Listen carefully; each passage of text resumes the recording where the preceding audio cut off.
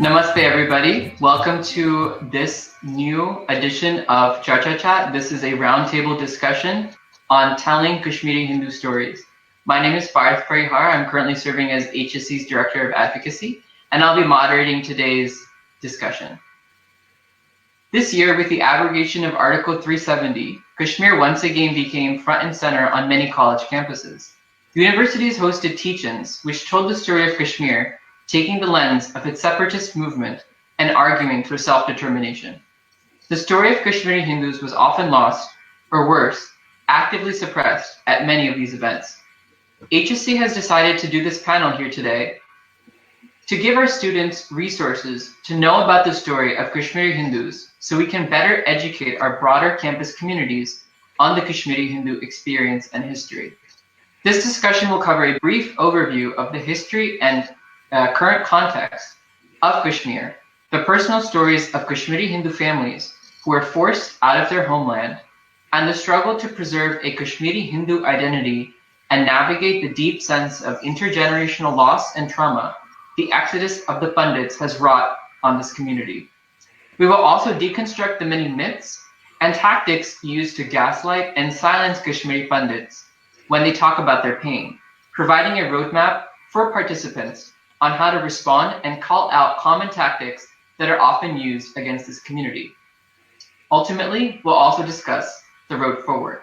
Today, we have three young, articulate, and very brave Hindu Americans here with us on this panel to discuss this issue with their peers. Before we get into the panel, I'd love to introduce each of them to you. So first, we have with us Nisha Kasba. Nisha Kasba is a Kashmiri Pandit who was born and raised in Maryland. She has been involved with the Kashmir Overseas Association since her childhood, and in 2016 became the KOA Youth Director, a position she currently still holds. She has been an advocate to continuously keep the Kashmiri Pandit voice and plight heard. During her time as Youth Director, she has helped organize youth trips, develop a mentorship program, and create a language school. She hopes that through all of the youth's initiatives, that Kashmiri culture can be preserved for generations to come. So Nisha, welcome to our panel here today. I first got to know Nisha through a story that she told about a teach-in she went to, and then she invited me to be on KOA's panel, so it's really good to have you back on an HSC platform as well. So thank you, Nisha, for coming today. Thank you for having us. Yeah, of course. Next, we have Rohit Raina. Rohit Raina is a Texas-based Kashmiri Pandit. Rohit has been active in the Kashmiri Overseas Association since he joined the youth program in 2016 and is currently co-director for the youth initiative along with Nisha. Rohit is a Texas A&M graduate with 2 degrees in biochemistry and genetics and is a pre-medical student. Rohit, welcome to the panel here today. Hi, Bart. Thanks for having us. And finally, we have Samyukta Singh. Samyukta is a recent graduate from the University of Texas at Austin and has been very passionate about issues concerning Hindu Americans. She was involved in organizing a panel on advocating for Kashmiri Hindus on her campus at UT Austin, which unfortunately was canceled due to the coronavirus. But thank you, Samyukta, for being here with us today. And we hope to capture maybe some of the experiences that you wanted to share on that panel here today for the students. Yeah, thank you for doing this. Of course. So Samyukta, I'll start with you first. Because Kashmir has been in the news a lot over the past year, one of the things that people often don't know about is what is the connection of Kashmir with the rest of India? Can you give us a brief historical overview of the history of Kashmir and like what is the relationship between Kashmir and India throughout the centuries? Yeah, I think it's great that we're starting out by like briefly touching on the history of Kashmir, because when we approach a lot of these current day issues, it's really important that we take that larger context into account. And I know that I've met a lot of people who think that, you know, Kashmir had no real connection to India since 1947, which is the year that India got its independence from the British, and Kashmir was legally admitted as a state through the instrument of accession, which was signed by the Maharaja Hari Singh, who was the ruler of Jammu and Kashmir at that time. And people just think that it's this random document that somehow connects Kashmir to India, but what they fail to understand is that Kashmir has always had like a long-standing civilizational connection to India as well as Hinduism. So if you go back to about like 3,000 years ago, until the Islamic invasions, Kashmir was actually one of the educational capitals of India and the world. And so I'm just going to give about 4 to 5 historical examples to sort of like elucidate this. The first is that like in Pakistan-occupied Kashmir, there used to be a Sharda University named after the Hindu goddess of learning Saraswati. And there were a lot of scholars who would flock to this university from around India if they wanted to access any kind of texts on Sanskrit grammar and philosophy. And we know that Adi Shankaracharya, who's a very well-known Hindu philosopher, also known for the Advaita school of thought, he was known to have acquired the title of Jagat Guru after he was able to answer all of the questions posed by the scholars of the Sharda University at the time. So it shows that like he needed the validation of like this university to be called a certain something in India. It's a lot like how people would, like in America, would probably go to the Silicon Valley if they want to be in the climate of entrepreneurship. And so Kashmir had that kind of standing when it came to like Sanskrit grammar. The second example is Takshashila University, which was located close to the Kashmir Valley. And there were a lot of greats who came out of there. One is definitely Acharya Chanakya, who came up with Arthashastra, which is a great document for political theories and economics. There's Charaka, who's associated with Ayurveda. He studied in this university. Then there's the ancient grammarian Panini, who codified the rules for Sanskrit, and he studied there. He was part of the alumni. There's also Patanjali, who made a lot of contributions to yoga and Ayurveda, who also studied in Takshashila. And the third example is the fact that Kashmir had a great influence on China, because it was the center of a lot of Buddhist learning, and a lot of scholars from Kashmir were in great demand in China. And one of the examples is a scholar called Kumara Jiva, and he went to China from Kashmir after studying there and translated a lot of Sanskrit texts. The fourth is, of course, mathematics. We all know that India gave the world like 0, but the Pakshali manuscript is one of the earliest mentions of the concept of 0, and it was actually written in the Sharda script, which is one of the native scripts of indigenous Hindu Kashmir. And the fifth is, of course, I got this from Professor Subhash Kak's works, but it's the Natya Shastra is one of the world's first books on like stagecraft and drama and dance postures, and a lot of that, it was compiled in Kashmir.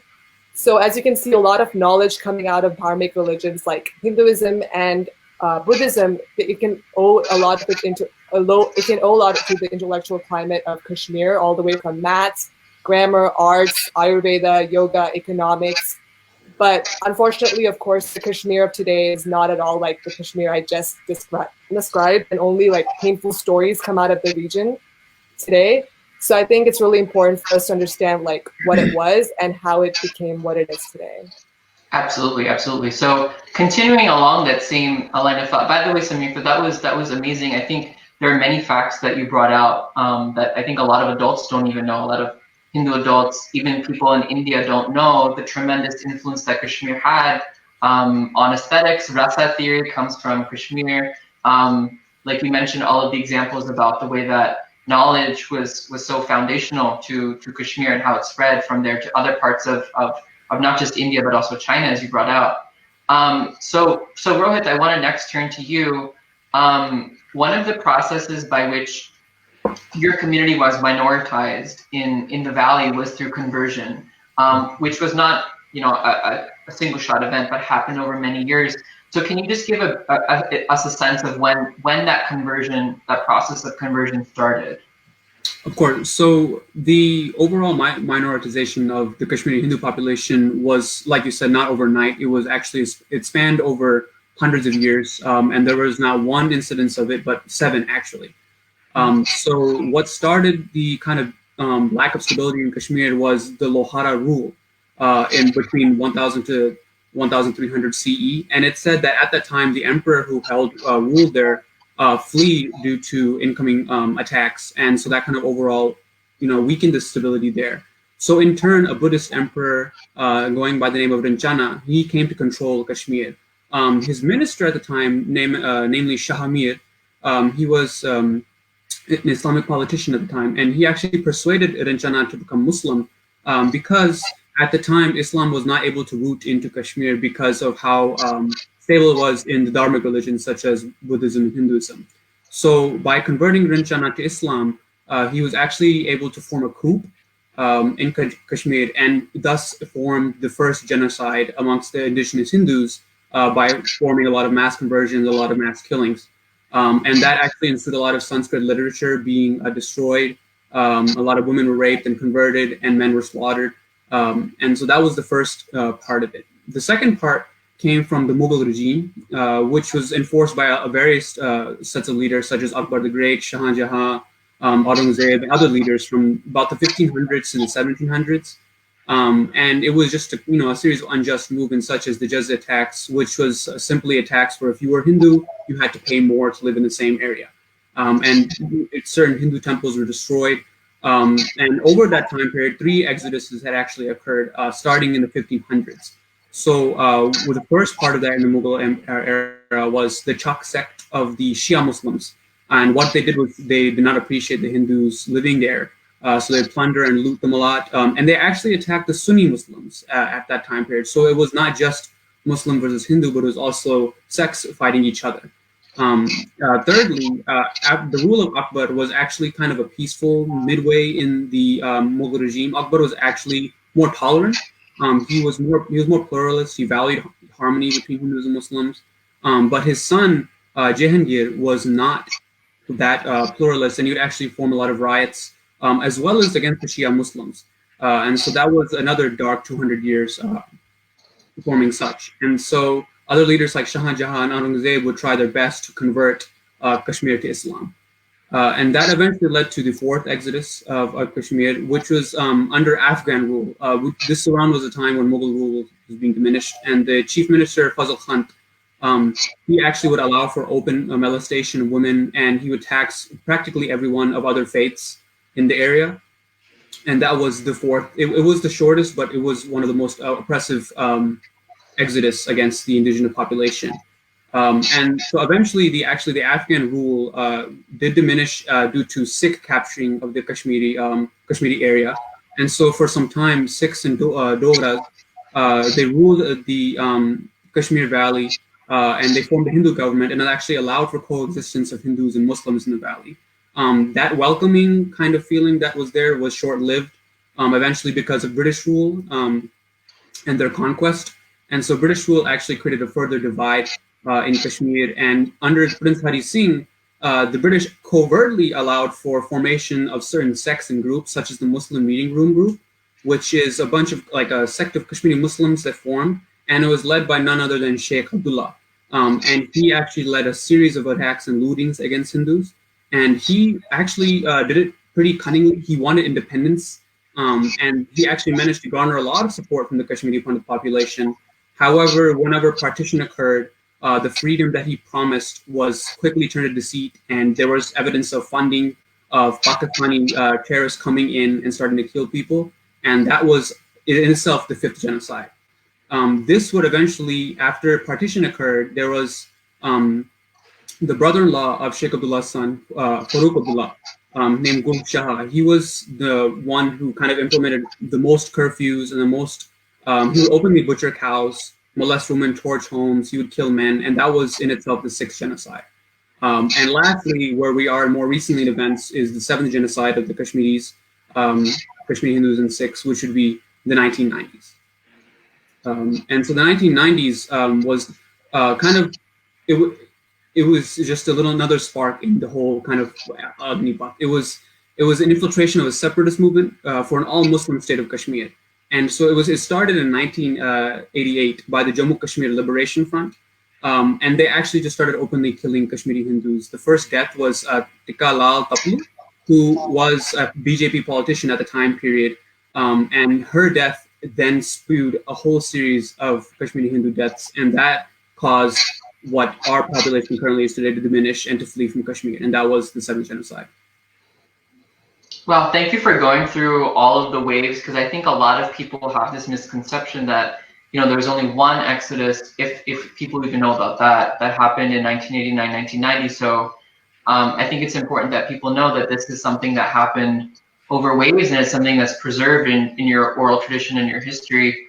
So Nisha, one of the things that you had also mentioned to me was that, and Rohit brought this up in his retelling of history, was the role that the Sikhs played for Kashmiri Pandits. Do you want to just briefly touch upon that? Yeah, so beyond, obviously there's the Muslim population, there's also the Hindu and Sikh population. To really get to some of the history that throw a little bit color to what Rohit was talking about, was if you really look at the ninth Guru of the Sikh faith, which is Guru Tej Bahadur. And basically during the Aurangzeb's time, who was a barbaric ruler under the Mughal dynasty, had basically announced to Kashmiri Pandits that either you convert or you die. And at that point, Kashmiri Pandits went to Guru Tej Bahadur asking for assistance. And he gave up his life for Kashmiri Pandits to allow us to continue living our faith without duress or without any stress in the valley. And he was beheaded in front of everybody. So just to throw some colors to how pervasive and how deep these are really rooted, and to even, beyond the persecution of Kashmiri Hindus in the valley, Kashmiri Sikhs have a very similar history as well, and a very similar story, which is extremely unfortunate that both minorities have faced a similar fate in the valley. And I think what's really important to note is give a little bit color as to what happened, and maybe Rohit can also speak to this, that what Kashmir was when our parents lived in Kashmir, when our grandparents lived in Kashmir. There were a lot of microaggressions that occurred in Kashmir to Kashmiri Hindus. There was harmony, people coexisted, but Kashmiri Hindus did live in the valley with a bit of fear. I'll give you a couple examples.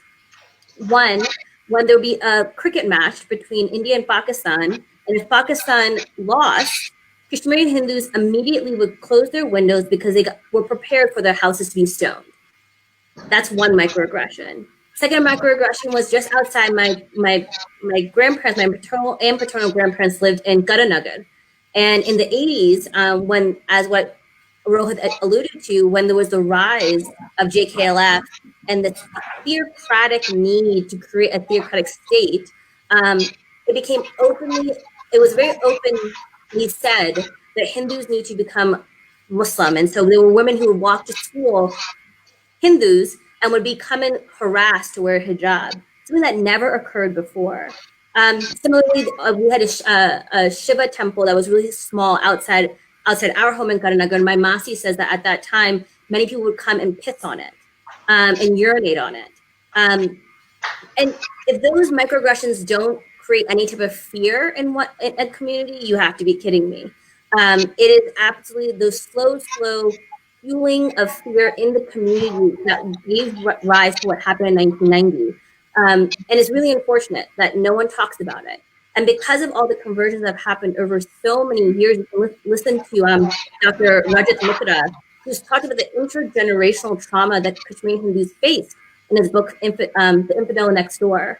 He speaks about how Kashmiri Hindus, you can ask most Kashmiri Pandits, when it was Diwali, a huge holiday for us, very few folks would openly celebrate it outdoors with lighting their whole houses like you see in other parts of India. And that is just to show the intergenerational trauma that has caused us to feel like we have to be oppressed in our own homeland because we didn't want to become targets. We didn't want to make us seem like, hey, we're Hindu, right? We couldn't celebrate our holidays the same way that we should have been able to in a coexistent secular state.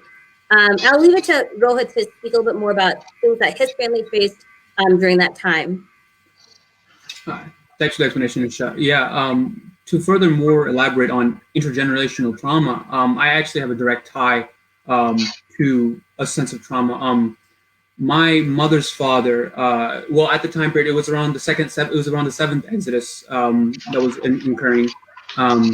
And what happened was, at the time period, whenever there was a lot of terrorists coming in, kind of wiping off a lot of Hindus, my mom and obviously a vast majority of Hindus decided it was time to leave, and we really needed to go because we will not make it, or we will be converted, one of the two. So my grandfather on my mom's side basically orchestrated their entire family to head out and go to Jammu which became the hotspot for Kashmiri Pandits. There are currently 62,000 refugees there, and that's there right now. There was much more before. And so going to Jammu, they fled there and basically lived a life of poverty for a few years. But in turn, my grandfather wanted to go back, and he wanted to gather a few documents, he wanted to gather a few things, and that way they can ensure their safety in Jammu. He did not make it. My mom got a letter a few days later saying, and with the letter was attached a pot of ashes, his ashes. And the letter was saying that there were Islamic terrorists that literally chopped him to pieces, along with his friend. And his friend and him had gone to get paperwork, as I said, and his friend's mom was imploring, please don't kill them. They have families, and they didn't listen to her cries. And so they perished. They were both chopped to pieces, left in front of a hospital. And police officers found their body bags just lying there and had to cremate them. And my mom never got last rites. She never got to see her father again. And both her younger brothers, they were just 11 and 9 at the time. A kid should never have to go to that. And that's just one case. And then from there, they lived in poverty for the next 8 or 9 years until my mom and father met and eventually moved to America. So this is just one example. Almost every other family has gone through something like this. Yeah, thank you for sharing that with us, Rohit. I know it's not easy to talk about this kind of stuff, and I know also for our audience, it's not easy to listen to. But just imagine how painful it must be to hold that that trauma as a community for you guys. So thank you for sharing that. I know it's something that's very brave and very difficult to do. I think one of the things that you had also mentioned in your story, and also it's a running theme, I think, is the loss of culture that often comes with being dislocated from Kashmir. Can you talk a little bit about the ways in which your community has dealt with that, both within India, but also for you guys living here in the US? Sure thing. I can go ahead. So one way Kashmiri Pandits have actually preserved their culture, albeit it's not the most spectacular way, but we have done some progress into kind of preserving our culture and heritage, and most of all, our religion. The Kashmiri Pandits, back whenever they moved, most of them, or not most of them, when a certain group moved to America, they formed the Kashmiri Overseas Association, which Nisha and I are a part of, and we are youth directors in. And that way, it was actually a direct kind of nonprofit coalition to unite the Kashmiri Pandits, because there was such a spread now. There are people, Kashmiri faith in Australia, New Zealand, India, other European countries, America and Canada. And so KOA found a way to unite a lot of people, as well as make a calendar, have an app that kind of tells you the heritage, the culture, a lot of other things that unite us all. And in that way, Nish and I, obviously, we organize certain events to kind of unite the youth, because that is the next step in the generation, and we want to pass on the education and forward. Yeah, I think, beyond, it's an absolute tragedy what's happened to our people, by lives lost and many living in refugee camps in the 90s and even to today.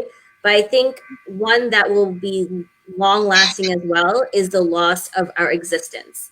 We are very few in numbers, numerically on this earth. And unfortunately, the language is dying. Many of us don't have roots in Kashmir actually anymore. Very few actually Kashmiri Pandits live in the valley. I think 3,000 to 5,000 is the estimation, when we used to be about 350 to 500,000 in the 90s. So I think the biggest threat we have is losing our identity completely very soon, probably in the next generation or so.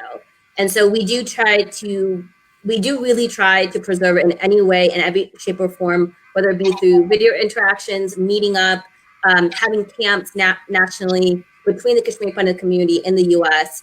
And those are the efforts we've been trying to do for the past 25, 30 years, actually more than that. So there are efforts to do that, but it's a difficult one, and this time we'll have to tell.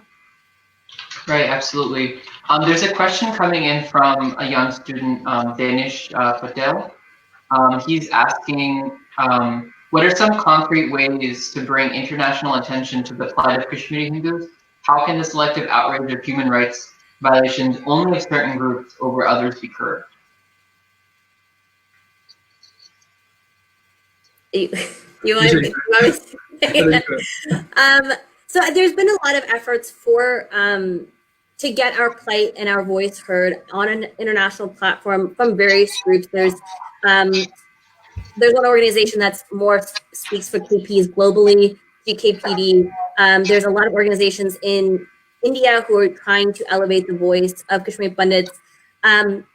Unfortunately, we're not as unified as we should be, and if you look at our opposition, it's heavily funded and has a much larger presence numerically, and so I think the best way is to learn about our history. So when you're in those kind of platforms, you're able to articulate and argue why our voice keeps getting silenced, why it matters, and how this theory or this statement that Kashmir is a majority Muslim state, that there's hundreds of years of history behind it that no one ever talks about because it's convenient not to. So I think one, educating yourself is really important. And two, when you're in that space, even one-on-one dialogues really go a long way, that I've at least found from my very short-term advocacy for KPs. Rohit, I don't know if you have any more insight on this.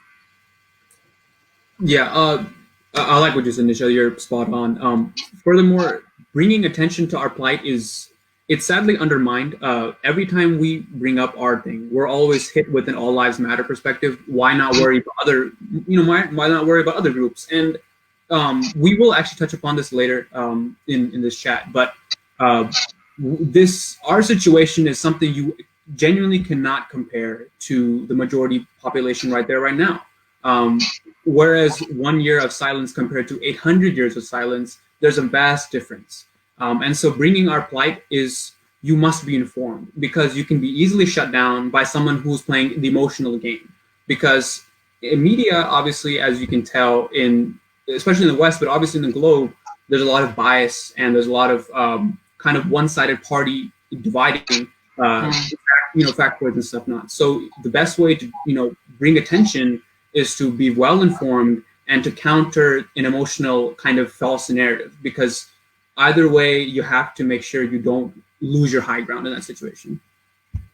Yeah, that's very true. There's another question that I think is related, so I'll take it right now, that's coming in from George Anderson Adams. How can Kashmiri Pandit advocacy expand outside of the Indian diaspora? So how can we get allies from outside of the Hindu community to also join in telling Kashmiri Hindu stories? I think this is something that can only change with people understanding the history, because not many people even understand or know what happened to Hindus in Kashmir. At least I had that experience when I talked to a lot of my Hindu friends. So everything can come from change can only come with education. So as long as we inform people, I think the advocacy can expand to the larger diaspora. And it's also important for other Hindus to be able to connect with the stories of Kashmiri Pandits instead of just treating it like a Kashmiri issue. And to understand that this is something that has also haunted their ancestors, because it's not just, of course, Kashmiris is like the most recent trauma inflicted upon Hindus, but honestly, Hindus have suffered a lot over many centuries and generations throughout India. And so connecting to that can also help them understand what happened to Kashmiri Pandits in Kashmir. Yeah, absolutely. I think also to address expand outside even the Indian demographic in general is trying to find other organizations that have similar plight and trying to understand each other's spaces and giving platforms where both of our stories can continue to amplify one another, right? So I think a group that I always think about are Jews in this country, and we've had those coalitions between Hindu and Jewish organizations. And I think that's something that we need to continue to amplify. I think you're completely right that this is not just an Indian issue, and we do need to elevate the voice beyond our diaspora, because this is really more of an international issue at hand. So absolutely a good point, and we need to continue doing that. Okay, very, very great. So there's a lot of questions coming in, but we do have to keep the conversation going. So Samyukta, I wanted to come to you next because as I mentioned, you were organizing a panel at UT Austin before the coronavirus hit. What led you to want to organize a panel specifically on the issue of Kashmiri Pandits? What really drew you to this topic? Yeah, so from a young age, like I've always been interested in India's history, geography, and culture. Like every time I went back to India, my mother would show me a new part of India and sort of connect me to what happened there. So I always felt like India's history was like my own, even though I never lived in India. Of course, whenever we went to India and I would ask my mother if we could go to Kashmir, my mom would say it's really unsafe for Hindus there because they were violently kicked out, so we can't go on a vacation there. And she told me about how when she was living in Delhi during her college days, there were Kashmir in 1990 especially, there were Kashmiris on the streets, people who were probably well off in Kashmir, but now they were displaced and they were on the streets like begging. And she would tell me these stories, so I was obviously like I knew about them, and it was very disheartening to listen to all of them. And I also met a lot of Kashmiris during my life, and I noticed how they would never make a big deal of their victimhood. They realized that life has to go on. They must educate their kids, and they can't cry forever about what they went through. So I really also like admired that attitude of so many Kashmiri pundits. But for me, I always thought that if I were ever to speak up about what they went through, like there's no way it could ever be attacked. I grew up with that kind of naive mindset because it's the truth that happened, right? But that until everything changed probably on August 5th, 2019 last year, when I woke up to Article 370 being abrogated, and I was really excited because I thought, okay, now Kashmiri Hindus can probably go back. And then I opened my social media and I could see so many of my friends and followers, people who followed me on Instagram, who were like changing their profile pic to this big red dot and saying things like India invaded Kashmir and army personnel are standing on the streets and people are being forced to stay at home and the Wi-Fi is down. And like no one on my friends list especially was even acknowledging the larger context or had even read up history, the history that like I had been taught and I had known. So in order to educate them, I created like a bunch of posts and to sort of educate everyone on my followers list. And for some reason, it started being shared all over in like America and India, and a lot of people reached out thanking me for posting it. But there were like two things I realized that day. First was that there were so many like closet Hindu phobes before that day who just and their Hindu phobia kind of just like came out that day. And second, that there were so many like-minded people who kind of just chose to remain silent and were afraid of speaking up because they were scared that speaking up meant it'll be like equated to Islamophobia. So those were the two things. And then along with a couple of other friends, after realizing all this, we decided to host a panel on campus because we wanted the credibility of having a college campus to add to the credibility of these stories. Unfortunately, it was canceled due to COVID. So. Right, but I want to applaud you for inviting so many different Kashmiri Pandit scholars and community members to speak about their stories, because I think it's something that we often don't hear on college campuses. And as we know, a lot of these events that happen, the Stand with Kashmir teach-ins that happen basically at every university campus, there were 2 at my university just in the last year, those events can really ossify a certain narrative about what is happening in Kashmir right now. And I think it's important to include the stories of Kashmiri Pandits so people understand and are more educated about that. So what I wanted to do right now was go through some of the ways in which that story is sometimes prevented from being put to the light. Some of the ways in which Kashmiri Hindus are gaslit and are silenced. And before I go through, we go through, sorry, this list of kind of gaslighting tactics, I want to also recognize that Kashmiri Pandits are under no obligation to have to respond to these tactics or have to prove that they somehow went through these 7 waves of ethnic cleansing. This is, and we talked about this before we did this, this is really to help educate younger Hindus who want to be allies to the KP struggle about how they can respond to very common things that they might often hear their friends, professors, or whoever say about what's happening in Kashmir that tries to divert from the struggle and the pain of Kashmiri Pandits. So I just wanted to frame that intention before we go through and deconstruct some of these common misconceptions and tropes. Great. So We want to identify how this gaslighting happens and how we can respond. So the first tactic, if we can go to the next slide, is that many scholars often say that the Exodus is over-exaggerated. So for example, this quote comes from Kashmiri historian Hafsa Kanjwal, who is one of the principal antagonists of Stanley Kashmir. She says the biggest narratives that the Indian state is able to peddle is in the late 1980s when the armed rebellion began, that the Kashmiri Pandits were killed in a genocide, right? The use of the word genocide or ethnic cleansing and driven out of their homes. Government sources themselves say between 200 to 300 Kashmiri Pandits were killed during the armed rebellion. 200 to 300. Yet this is an apparent ethnic cleansing or genocide. So Rohit, since you used the word genocide, would you like to respond to what Professor Kanjwal is saying here, and why you think it's not an accurate depiction, or it's really a tactic that's used to try to discredit Kashmiri Pandits whenever they talk about their pain? Sure thing. So our exodus is, or multiple exoduses to be exact, it's not over exaggerated. Albeit, yes, the 90s was, you could say, kind of the smallest in terms of killings, but it still happened. I don't know where she's getting the number 200 from, but there were at least 1,000 who were just killed, and that's just killed. There are currently, as I mentioned earlier, there are 62,000 displaced refugees in Jammu and Kashmir, and the other 300,000 that were displaced are across the world. That is the definition of an exodus. An exodus doesn't have to mean death. Just because 200, if she says 200 died, even if 200 died, what happened to the other 300 to 500,000 individuals that were once there? And then people just outright deny it. An exodus is not defined as killing, it's defined as conversion, as defined as migration, and just everything since the 1300s. So that's my stance on that.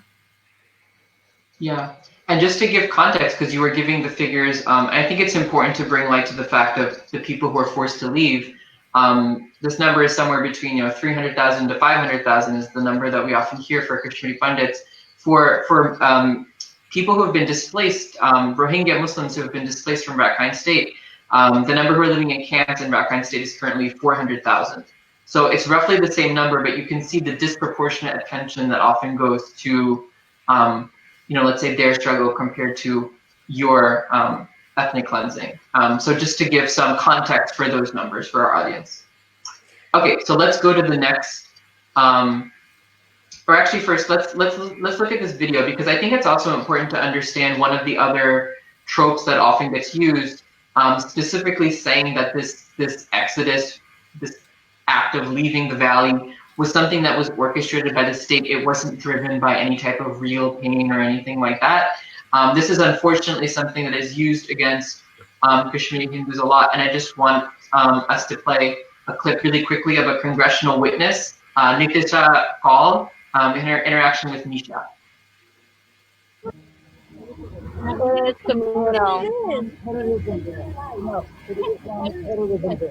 I was there. I heard all of the loudspeakers. Who kicked us out in 1989? BJP? Who kicked us out in 1989? No. Oh, John Mahone. Oh my God. Oh my God. Yeah.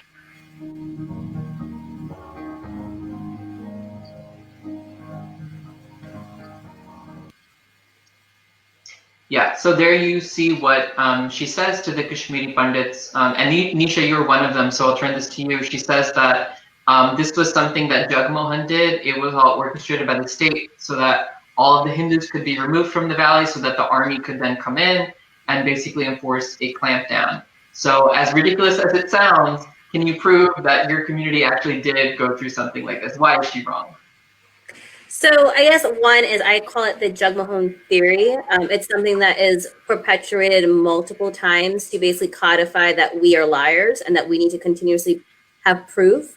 I think one thing that is kind of like contradictory and a little hypocritical. On one side, the narrative about Kashmiri Hindus is that we were so well off, we were so affluent, we had so much power in the valley. So at the same time, why would that same population one day pick up their things, leave their ancestral home where they were doing so well, and need government support to evacuate their homeland and go to a place that they never lived before, which is Jammu. It sounds absolutely atrocious. It doesn't even make any sense. I think also, as a Kashmiri Pandit, I obviously grew up with a bunch of Kashmiri Pandits, including my grandparents, my parents, and all of our family and family friends. And to say that every one of their stories is a lie, that they were given a truck outside their door and that's what motivated them to leave is so it's such a betrayal, honestly, to our history and to our narrative. And the reason that that happens is that it's able to create an alternative universe. That no, the Indian state wanted to create a vacuum for Kashmiri Muslims and evacuate all the Kashmiri Hindus to safety. That is absolutely not true. And to talk about the numbers, I mean, if we talk about the mental health impacts of so many Kashmiri Pandits who lost their homes, so many of our like elderly population went through depression, loss of business, loss of home, loss of belonging, loss of profession. My grandfather left Kashmir in his 50s. Who leaves everything they know in their 50s? He was a professor and had to restart life outside Kashmir, where he never lived before. I never wanted to live outside Kashmir. So I think it's absolutely a disgrace that people say that about what happened to so many of our own families, and to say that they lied and they got money from the government to leave. It doesn't even make sense to me. Yeah, and actually in the video that we just played, there's the comparison that we make is that this is something that Alex Jones would say. For example, about the Newtown massacre, when he says that it's all made up, it's a false flag operation. This is literally something that a scholar is saying from LSE that's very similar to an Alex Jones conspiracy theory. So I just wanted us to put on the table that these types of things, they're very, very ridiculous. They're obviously very painful when somebody lobs it at you. But it is something that we need to address directly because it's something that is out there, unfortunately. Yeah, so, I was at that teach-in where Hafsa said that statement. And I remember at the end, I went up to her and I wanted to address the issue. And there was an Al Jazeera reporter who was right next to me, and he had to come back with proof because he said, what report are you talking, what investigation, what numbers do you have that it was more than 200, 300? And patted me on the shoulder and walked away. And so if those type of interactions don't trigger something in my community, I'm not really sure what will, or, and I didn't have to live through it to have that type of reaction. So I didn't cut you off. So I cut somebody off, I'm sorry. No, you're good. By the way, a lot of the audience members are really appreciating the logical way that you're going through all of this, and obviously recognizing how painful this must be. So thank you once again to all of you for joining us today, and for really taking this on to yourselves and going through all of this for the benefit of the community. Thank you once again. So I wanted to go to the next trope that we often hear, which is that Kashmiri Pandits are actually not the victims, but rather they're the actual oppressors historically in Kashmir. If we can put that up on the PowerPoint. So this is a statement that was given by Professor Mohammad Junaid at Princeton University during an event held at my university. Get that up. Where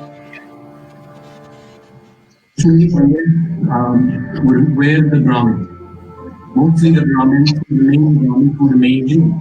The rest, those who converted, were primarily lower caste Hindus. And they possibly did it because they took that emancipation possibility. So there you can see the woman banging her head in response. So the audio may have been a little bit unclear, but Professor Junaid is making the case that a lot of these Kashmiri Pandits who were Brahmins were the ones who remained Hindu, and we see that the conversions happened because these Kashmiri Pandits were actually oppressing the rest of the population, which then chose to convert to Islam, saw it as the religion of liberation given the context. So Nisha, why is that not an accurate retelling of the history of Kashmir? I think, our history portion of this talk definitely kind of codifies us to the 800 years of a narrative that continuously gets kind of wiped out. I think it becomes very convenient in the context specifically today to, talk about the caste system, specifically that Kashmiri Pandits are Brahmins, and so, let's just, superimpose all other narratives on top of that we were oppressors. And that's just not the case. And to create this notion that only the lower caste Kashmiris converted to Islam is just wrong. It was through coercion. It was through threat, and that's under duress. And so that is not the way of finding your faith through liberation or finding a faith that better suits you. That is through threatening means. And so that's not really a narrative that I can really accept. Our families were oppressed in Kashmir, even as Brahmins. And that whole narrative of the caste system that is applied to all parts of India just does not apply to Kashmir. It just doesn't, because Kashmiri Pandits were the minority in the valley, and we were treated as such. It didn't matter if we were Brahmin. I'm pretty sure our fate would have been exactly the same, no matter what our caste is. And to be really honest, that being Brahmin in the Kashmiri Pandit community is not the same. It's not given the same weight. We do Yoga and Pavit, but we are not nearly as religious as other parts of India when it comes to our Hindu faith. And so the caste system, and Rohit, you can also chime in, and I know you're much more tied to the religious aspects of the culture. But from my family, our religion was a huge part of our identity, but it wasn't all of it. And Rohit, I'll let you kind of chime in there. No, yeah, definitely. The Brahmin kind of ideology that people are saying, it's not any credible. Exactly what you mentioned. For me, religion is it's a lot of things, and it's one thing that we cherish in our household. We still do all the Kashmiri Pandit festivals, such as the Urtam, such as the Navaratra, Shivaratri, Herat, all these things that we do it to our best of ability, and we definitely share about it. And we couldn't even do that in Kashmir. We could not do that in Kashmir. Why am I able to do it here but not there? So that ideology of the Brahmin mindset is not correct. In fact, in Kashmir, Hindus were treated as not even people. So it's illogical. Right. And if we were oppressors, we wouldn't have been kicked out 7 times, right? That just doesn't make sense. Mm-hmm. So. Right. So great job, guys. So let's go to the next trope that's often used against Kashmiri Hindus. Which is that whenever the Kashmiri Muslim struggle is forefronted, it's said that Kashmiri Hindus should have solidarity with the KM struggle for independence, and that India often creates an artificial divide. So this is an excerpt from a Washington Post op-ed by a Kashmiri Pandit, I want to say that, Nitisha Trasal. She says, she talks about the sense of loss that her family felt, and then she says, this sense of loss and erasure is precisely what Hindutva or Hindu nationalist forces have capitalized on since 1989. Instead of treating Kashmir as a political matter, the Bharatiya Janata Party and its allies have turned it into primarily a communal and economic one. They have stoked Kashmiri Pandits' felt experience of injustice by pitting Pandit and Muslim suffering against each other. And she talks about how that tactic was also used earlier by the Congress. So this is not specifically targeting just the BJP.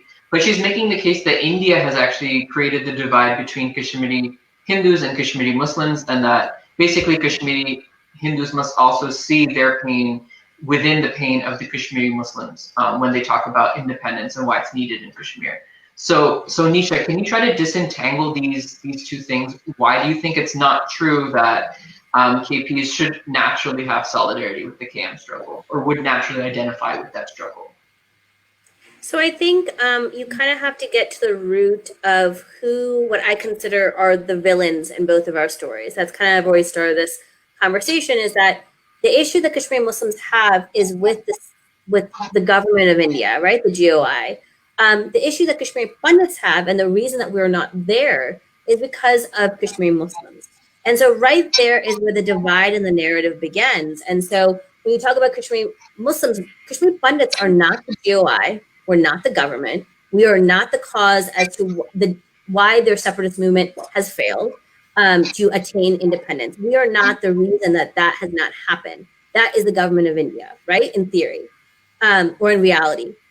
For Kashmiri Pandits, we're not in the valley, not because of the government, but because of our fellow neighbors, because of our fellow colleagues that betrayed us. And so at that point, when you start realizing how our stories are and our experiences are just not shared, right? It is hard for our parents' generation or my grandparents' generation to really stand side by side with this same individuals or the same community that had kicked us out, right? I mean, it doesn't really make sense. Right. What Muslims don't realize, like Kashmiri Muslims don't realize, is that we are not the government. Like we're not. It's not the same. But why we fit more in their stories, because to talk about, they talk about the militarization of the region, and to talk about the militarization of the regions for the past 30 years, you really have to get to, well, wait a minute, what happened in 1989? What happened in 1990? What caused the region to be militarized? And then you start unraveling that, wait a minute, there was an exodus of a certain ethnic group. Wait, there was persecutions. Oh, wait a minute, this is actually a creation of a theocratic state. And that is where our story fits right into theirs, right? And that's why I always feel like in these forums where they talk about stand with Kashmir and self-determination, it is very convenient to completely ignore our story, because to actually acknowledge what happened to us would mean that they would have to admit that they're creating a theocratic state. And once that becomes in an open forum, if someone says, well, I'm going to create a theocratic state or country in this type of democracy that we live in the US at least, people will kind of be like, wait a minute, what are you saying? So I think that's where the divide is. And that is why our story gets ignored so easily. It needs to be ignored, really, for their voice to actually have a lot more amplification and to be codified. Right, because I think you put it beautifully. The Kashmiri Hindu experience kind of cuts across this idea that an independent Kashmir would be open to people of all religions and all faiths, Right. because your experience is really critical in showing that that's not going to be true, Right. and that's why you're often silenced in this way. So let's go on to the next one. I want to have Samyukta talk about this idea that speaking about Kashmiri Pandit pain often belittles Kashmiri Muslim pain, and this is related to the last one. The Kashmiri Pandits are often accused of talking over or belittling Kashmiri Muslim pain. So this is from what happened on your Facebook wall, Samyukta, a couple weeks ago, so I wanted you to address it. So Rohit, you shared your beautiful story about your your community and what you were feeling when Ajay Pandita, the last remaining Kashmiri Sarpanch or mayor in Kashmir, was killed by terrorists from Pakistan belonging to the Lashkar-e-Taiba. Then a student from University Samyukta said, why, Rohit, are you bringing religion into it? Your post about Kashmiri Hindus is diminishing the fact that Kashmiri Muslims are being targeted by the government of India. And then she asks you to call the Kashmiri situation a genocide. So, Samyukta, why is this student whose pseudonym here is Grapevine incorrect in their assessment? Okay, sorry. I'm just gonna wait for that to end. Okay. Yeah, this was shared on my, I shared Rohit's post in my wall. It was attacked. And I guess my main response to this is this is a victim who's telling his story, right? And why should talking about Kashmiri Pandit pain belittle any other kind of pain? This is his own personal narrative that he's sharing. And it's just basic decency and common sense and sensitivity to not attack someone by saying, what about this community or what about that community, when someone is just telling their story. And I guess I can relate this back to when I was also organizing this panel at UT. One of the main questions I was always asked is why is a Muslim not on the panel, to make it more balanced? And it was interesting to me because the Hindu perspective is rarely addressed in mainstream media. And now when we're trying to bring attention to our side of the Hindu perspective, which doesn't get noticed all that much, we're being accused of not being balanced. And we're expected to take the moral high ground when it concerns our perspective and when we're being told to be balanced. So I think it's just a lot of double standards here that needs to be called out. And any victim should be allowed to tell their story and should not be gaslighted. Exactly. And it's very instructive that these students, professors also think that speaking about Kashmiri Pandit pain will silence or diminish the story of Kashmiri Muslims. I think all communities need to be able to speak about their pain, their experiences without fear of reprisal. And as you mentioned, Samyukta, it's very hypocritical, given that all of these campus events that we've seen, there hasn't been authentic representation from any pundit community member, and that's never been called out. So thank you for pointing out that very obvious hypocrisy. So Arnav, we can move to the next slide. One of the twin arguments that's often made is, what about Islamophobia? If you're talking about what happened to the Kashmiri pundits, you're just giving cover to Islamophobic people who are going after Muslims. You don't care about the Muslims. So this is something that happened again on Rohit's post. This was shared by a very prominent Instagram handle called South Asian Nation. And somebody named Kushal says, if the pundits had stood against the violence that's been happening for years against the Muslims, they would have had the moral high ground. So this is what you were saying, Samrita. But instead, they are hell-bent on wanting to be the only victims. And then Roshni, who's a member of KOA, responded to a specific comment, again, on this post. Sorry, this is someone responding to Roshni. Roshni was responding. This is by another student. He's saying, telling Roshni that there's only so many people who can fit on a given piece of land, that's Kashmir. If there's not enough room for all of the Kashmiri pundits to come back, sorry, can't come back. And just by arguing that you should bring the Kashmiri Hindus back, you're actually arguing for settler colonialism. And this is something that we've seen come up a lot. It's been in the media all the time. So Mikta, how would you cut through this narrative? Yeah, I think this was also given as a response to his comment, which means like, how is like the fact that he's mentioning that if Kashmiri pundits come back to Kashmir, somehow it means that Kashmiri Muslims will be kicked out. Like, he just came up with that on his own. And he's already implying that he doesn't think Kashmiri Muslims can coexist with Kashmiri Hindus. And so that's kind of like a fallacy on his end. But I've also noticed that, like, whenever we want to acknowledge Islamic terrorism, somehow it's conflated to labeling someone as an Islamophobe. And that shouldn't always like be the case. If we acknowledge Hindu victimhood, somehow it's conflated to calling someone a Hindu nationalist as well. And these are like quick labels people put on people, and it's just distracts from having real conversations when people start attacking with all this whataboutery, like what about Islamophobia? And we should be able to address Islamic terrorism without being called an Islamophobe, we should be able to do that freely without the fear of being labeled as a conservative or an Islamophobe. And it's clear that what happened recently was the loss of a Kashmiri Hindu because of Islamic terrorism, and we should be able to call that out. It's almost like if a Palestinian is telling me about what they've gone through because of Israel, I wouldn't go and interrogate that person asking them what they've done for like anti-Semitism in their communities, right? And if like a Coptic Christian tells me what they've underwent in Egypt by being a Christian minority in a Muslim majority state, I wouldn't ask them or interrogate them about what they've done for Islamophobia. So I guess the same kind of decency should be applied when it comes to us talking about Hindu victimhood and Hindu narratives. We shouldn't have the same burden of talking about the victimization of Muslims every time we want to talk about the persecution by Muslims. Absolutely, and I think a lot of times these types of discussions happen on college campuses, and the Hindu group or the Hindu student folds, unfortunately. So I think it's really important to internalize the very important point that you just made, Samyukta, and really try to advocate for your own community, because nobody else is going to be that voice for you. You kind of have to provide that perspective for yourself.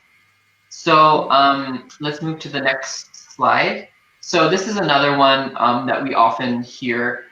So this is that pro-Azadi Kashmiri Muslims will welcome back Kashmiri pundits with open arms. So this is again in response to something that Rohit posted after the abrogation of Article 370. So Jess Bali responds, no, KPs were not kicked out. They themselves ran away.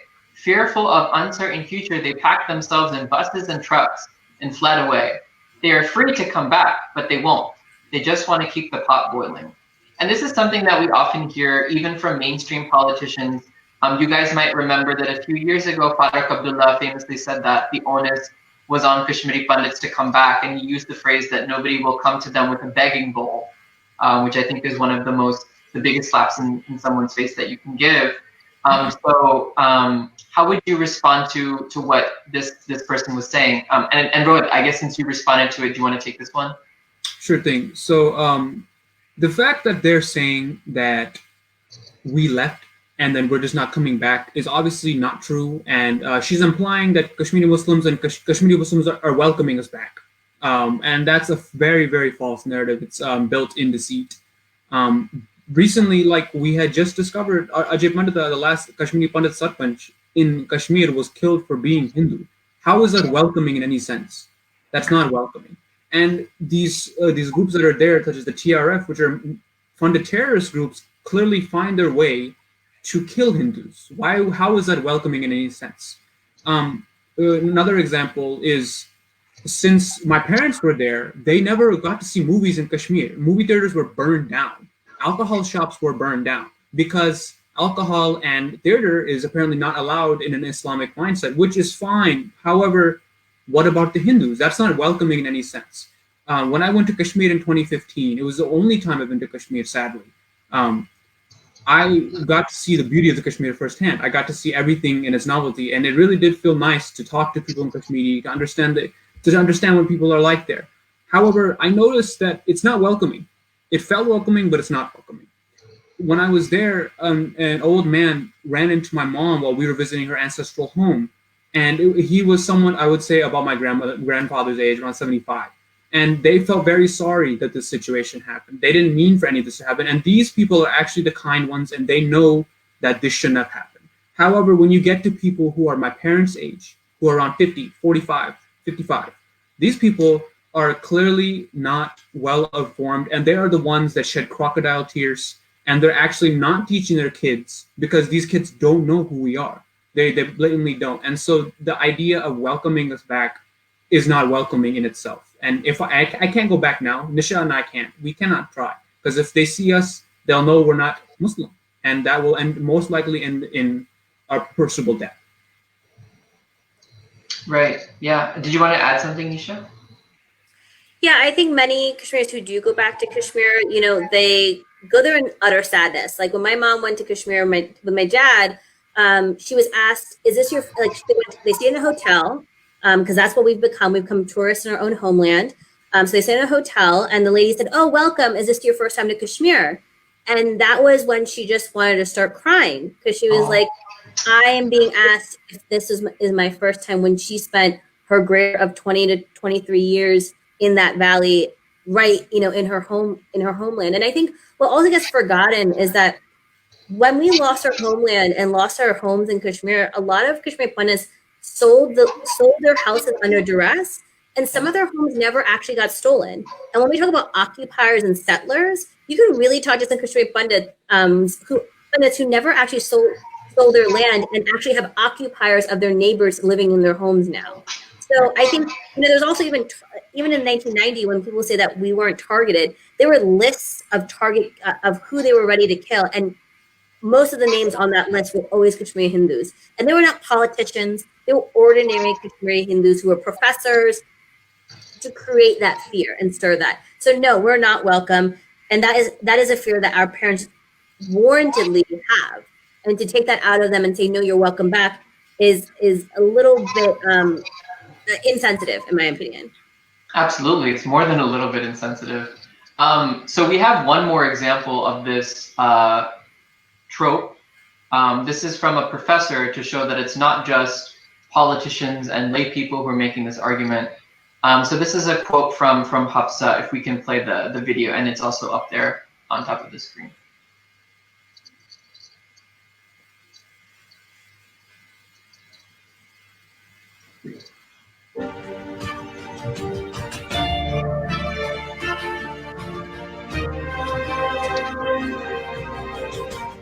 Even the most staunch hardliner pro-freedom leaders in Kashmir, the Muslim leadership, whether it's Gilani or what have you, they never say anything about Kashmir being exclusively Muslim.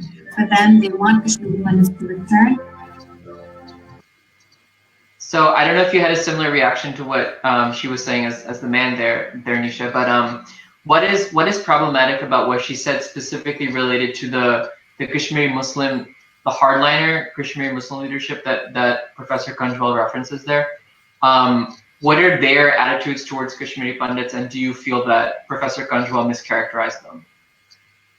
I think what our family experienced for all the years that they lived in Kashmir was that the politicians played two games, right? They played games with Kashmiri Hindus. They made us believe that they cared about us to some degree, that they hadn't forgotten us, that we were safe. But when it really came to the time in 1990, they let us flee. They let us be forced to leave. They did not stop the violence. And so that's not a testament to what they actually feel, no matter what the words out of their mouth say, right? Like we know politicians just do lip service. So when it really mattered, even in 1990, you'll see that no one stepped up, no one took charge to say, wait a minute, what's going on? So it's complete lies to say that. Absolutely. So let's move to our next and final trope that's often used against the Kashmiri Hindu community. And this is something that we see not just for Kashmiri Hindus, but I think it's especially potent for them, which is that Kashmiri Pandits are all RSS types. And that Kashmiri Pandit pain is something that it just belongs in it's something that just belongs in the BJP manifesto. It's a specific party's propaganda. And this is something, again, that comes from on your wall, Samyukta, when Rohit made that post and you shared it, the same student that we had talked about before, they say, if you're getting all of your info from platforms supported by the BJP, then of course these atrocities would be glossed over. I encourage you to read any neutral platform to gain a better understanding of the situation. So she's saying that, Rohit, to you, that you're basically getting all of your information from the BJP, that you're brainwashed by an Indian political party. As a Kashmiri Hindu, how would you respond to this student? First off, thank you for bringing that to me, Parth. First thing is, what I don't get is, why am I being told that I don't know what happened? I am literally a Kashmiri Pandit. My last name, Rena, is direct ancestry to Pandit lineage. And the history of Kashmir is pretty well documented, as well as the anecdotal evidence. Why would people lie about their trauma? And why would people openly lie about this? There are so many people that have similar situations. And I'm a Hindu American. I literally have no say in Indian politics. I cannot vote in India. I can only stare at Arnab Goswami yelling at the screen. I can only stare at people talking on television. I cannot do anything for the government of India. I can only do things for the government of America. So relating me to the BJP and telling me that I don't know what is going on it's just not right. Furthermore, even if I were to support the BJP, I do not see an issue here. Why is supporting a party that has helped my people an issue? Currently in America, the Republican Party is very well tied to the Christian faith, and the Democratic Party is very well lobbying with the Islamic faith, because their parties have coincidentally helped those faiths. What is wrong with helping and supporting a party that has helped my faith? On top of that, the fact that you're telling me that one source is one-sided, yet proceeds to tell me to look at Stand with the Kashmir posts, which are also one-sided, doesn't really sit well with me. And to elaborate furthermore on the BJP versus other political parties thing, not coincidentally, shockingly, at the time, whenever my grandparents or parents were in Kashmir, they were not BJP supporters. Most of them were Congress supporters, the other party at the time. Because Sheikh Abdullah, as I mentioned earlier, who was in the Muslim Reading Group, he promised to Kashmiri Pandits he will help them. He did a lot of things, just like Nisha was mentioning earlier, that governments would kind of blindly lie to the Kashmiri Pandits and Sikhs and other minority groups saying that help them, and then went back on their term. So how could you support a party that lied to you and went back onto you? I can't go home because of a political party. Why would I support that party? So that's kind of where I'm going with this in that situation. Yeah, I think that's an excellent answer. Both things that you said, that any community has the right to support any political party that they choose based on what that party is offering to them and their interests. And the second thing, which is that you're an American citizen. Why is this constant refrain whenever a Hindu person speaks out, whether it's about Kashmiri Pandits, whether it's about Hinduphobia, about any issue that has to do with advocacy of the Hindu community, it's constantly linking us to the BJP. And I think it's because we never speak out, and I think it's because in their twisted framework, they often think that this person must be a BJP plant. So I think it requires giving more awareness to these types of issues. So we did have a little bit more on that PowerPoint, but in the interest of time, I think let's take up a few more topics. So specifically, we've been talking a lot about the way in which Article 370 has really, I think, reframed the debate around Kashmir. So Samyukta, can you start us off just by discussing how the abrogation of Article 370 would actually help Kashmiri Pandits and some of the other minorities in the valley? Yeah, so I think the abrogation of Article 370 was like the right step in that direction for change in the region and for peace to be restored to Kashmiris. Obviously, we can't talk about what's happening at the grassroots level, but the first change was, if it's made on paper, that could symbolize a good move in the right direction. But there's a lot of arguments to be made for why the abrogation of Article 370 was a good thing. First is definitely the economic argument, because in Kashmir, there was a lot of unprecedented power held by the feudal families at the time. And with this article gone, a lot of anti-corruption laws can now apply in the region and hold them accountable for how they manage their funds.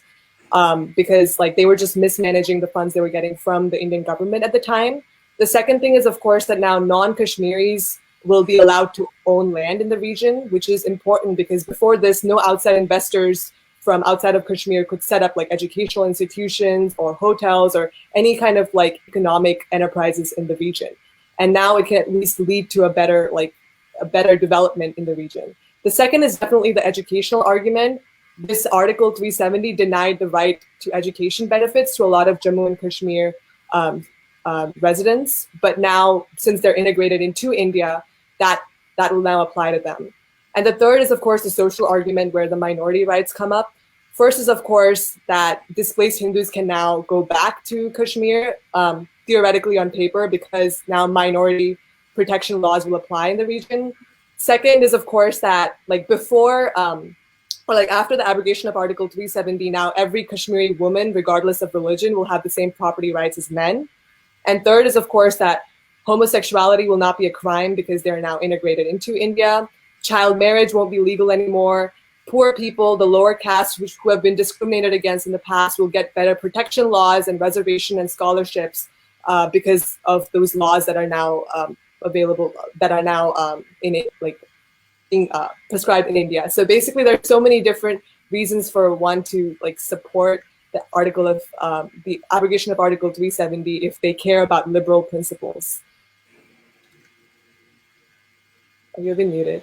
Yeah, sorry, no, absolutely. And I think it's really great that you also specifically brought out the point about Dalits, because we've seen a lot of groups like Equality Labs having this type of alliance with Stand with Kashmir, and it's very jarring because specifically, the abrogation of Article 370 helps have Dalits be recognized as state citizens.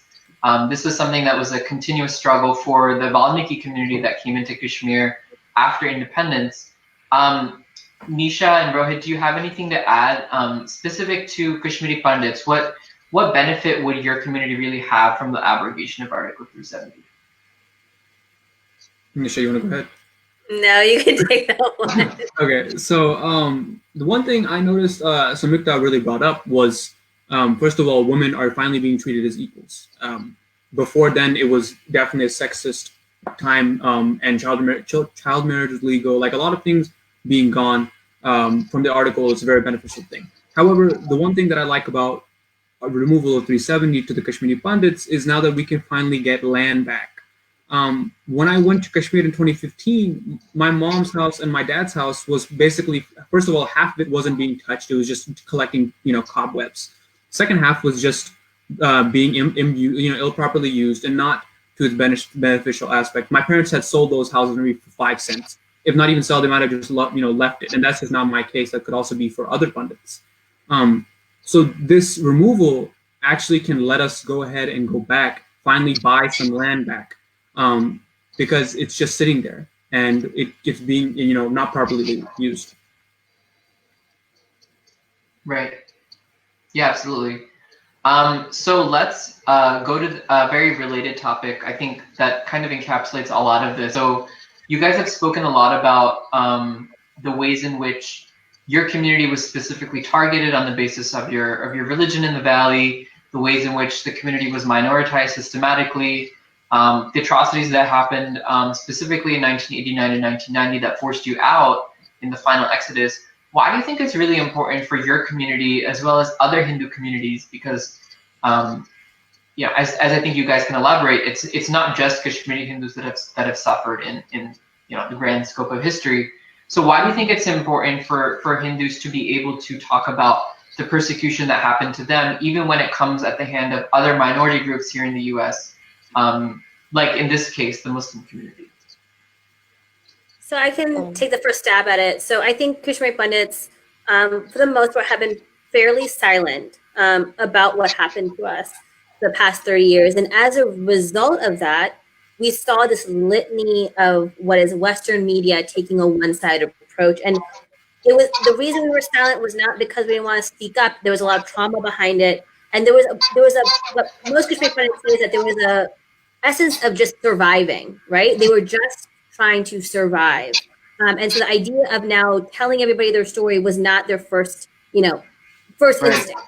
So I think that what I've learned through my own community's experience is that when you let another community or the media hijack your narrative, they get to write it, right? So it's extremely imperative for us to speak out because it is us who have those stories, right? Because if we don't speak out, whatever is said about our community, there's no rebuttal, right? Then that is the held truth. That no, Kashmiri Pandits left. There's a Jagmohan theory. If we let those narratives sit in the open long enough without having a debate about it, that is what's considered truth, and that's what writes history books. And we can't let that happen, right? And this is not the story of just Kashmiri Hindus. This is the story of many other persecuted groups in India, specifically other Hindu groups in other states. And so I behoove everyone to be extremely vocal about your history. By no means anything we said today is saying that we are superior to one or the other. Us being able to speak our truth is just saying the truth, right? It is not saying that one is better than the other. And I think that is a very strong distinction that needs to be made. And by calling us RSS, by calling us BJP, it smears our name and discredits everything that we say, right? It's a very quick label to be thrown on somebody and say, no, this is an RSS person, and that shuts up the conversation quickly. It's a very quick bullet in my way, like a word bullet to use. So that's just my opinion as to why we should speak up, because silence then allows others to hijack our narrative and bury our truth. Yeah. Would you like to add on to that? Yeah, go ahead.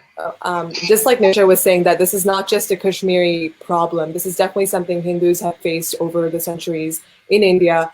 And of course, Kashmiri Pandits are the most recent example, but there are other examples, such as in Karnataka, we have like the Karnataka Iyengars who don't celebrate Diwali because of the fact that there was a mass murder that happened on Diwali Day by the then Muslim ruler at the time, Tipu Sultan. And we also have stories of all of these from other parts of India, like the Rajputs in Rajasthan, whose Rajput princesses had to commit mass johar, or like jump into the fire instead of being raped and sold as sex slaves by the Mughal invaders at the time. So there's just been a lot of stories that Hindus have carried to this day. And I think by saying the truth, we're not like discriminating against the current day Muslims in any way. Like acknowledging the pain that Hindus have gone through all over India or in Kashmir. It's not about discriminating. It's not about revenge. It's about having the trauma recognized unconditionally with support. It's about getting sympathy and empathy, because that's the first step in the process of healing. And as a community, like I've always told people this, but like, do we have to be 99% wiped out for the world to like recognize our pain? Like the Native Americans in America, the Yazidis in Iran, like, when is it right for Hindus to speak up about what they went through?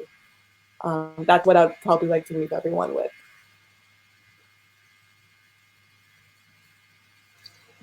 Great. I think both of those things are very powerful, and I think I really hope that the younger people who are watching that take inspiration from what both of you said. I also wanted to turn to a couple of audience questions, just trying to club as many together. there are many questions asking about how the Kashmiri Pandit community can move forward. And Rohit, you touched upon the property aspect, that Article 370 now gives property rights, the ability of people to buy land in Kashmir to people outside, people who were born outside. The other aspect of this, though, is also security. Because the central reason why the Pandit community left Kashmir was because they didn't feel safe in 1989, 1990. There was an imminent threat to their lives.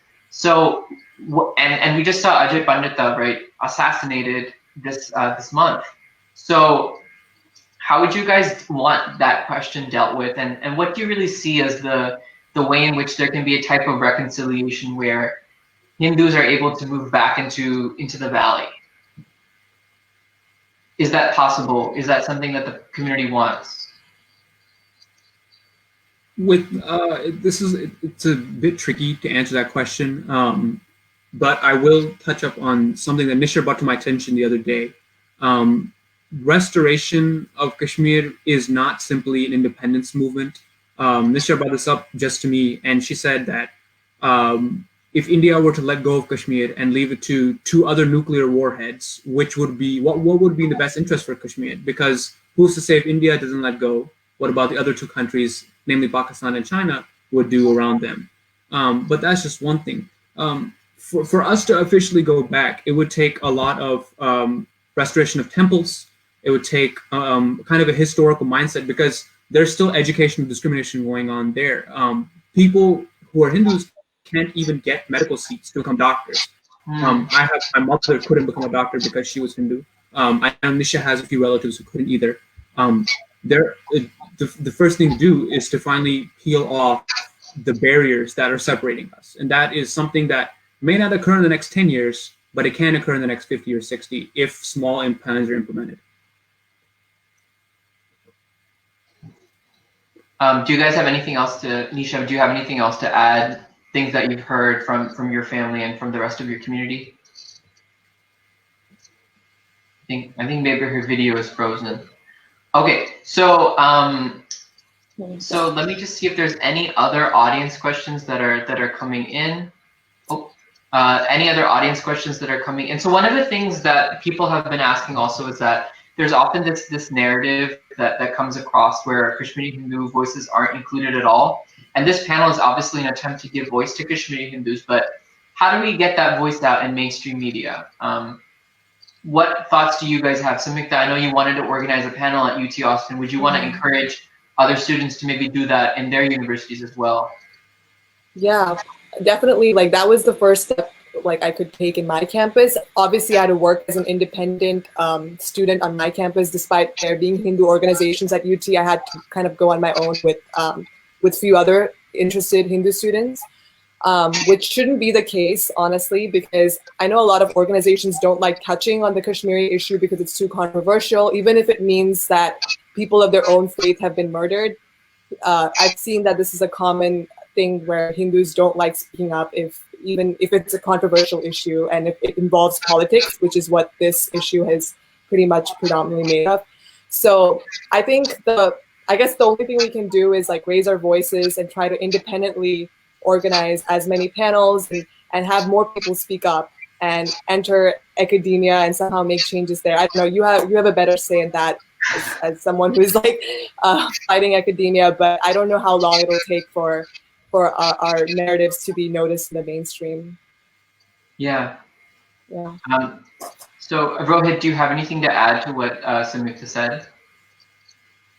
Yeah, to kind of bring out our narrative. Oh, hey, Nisha's back. To bring out our narrative, like Samyukta was saying, it's at first it's more or less a standalone kind of thing, because kind of going about this issue is, in the start, it's an educational thing. So many people don't know what is Kashmir. They don't know. And the fact that people have heard of Kashmir now is due to a lot of Western lobby in the media. And the only way for people to actually really make a change and actually bring out the Kashmiri Hindu, Kashmiri Sikh, other minority groups' narratives is through education. If you learn the history of Kashmir, you can clearly tell that there's never been justice for multiple religions, and that is how to bring about our narrative. Yeah, I think that's really powerfully said. So before we go, do you guys have any, because you mentioned education, Rohit, do you guys have any resources that you would recommend to students or maybe even adult members of the Hindu community more broadly to learn more about what our Kashmiri brothers and sisters went through? Neha Srivastava is asking, is there any organization where we can find data, resources, or lists of approved speakers that we can use to organize events that could spread awareness about the Kashmiri Pandit ethnic cleansing?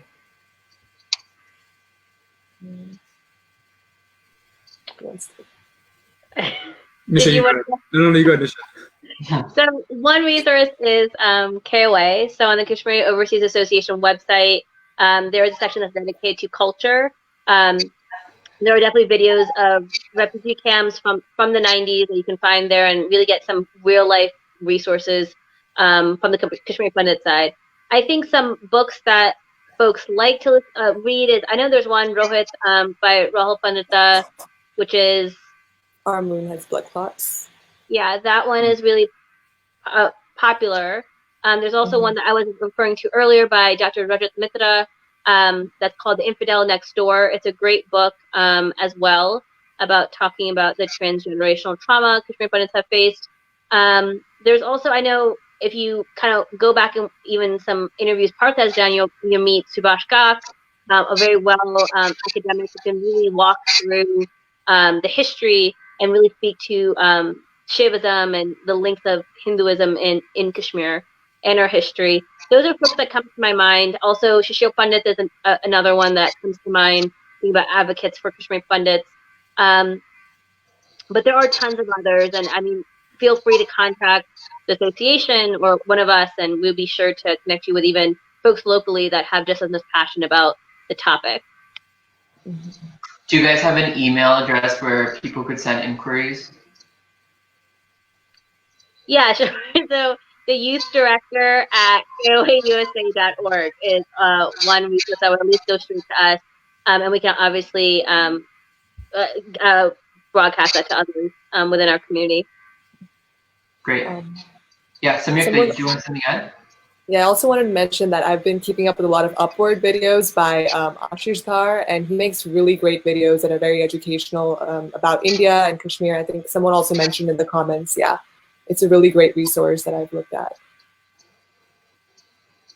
Awesome. So we really hope that people will take the time to take what you've learned from this panel and try to explore more, try to learn more, try to listen to your Kashmiri Pandit friends, try to advocate for them whenever the opportunity arises, because Kashmir is going to be in the news for sure for a while.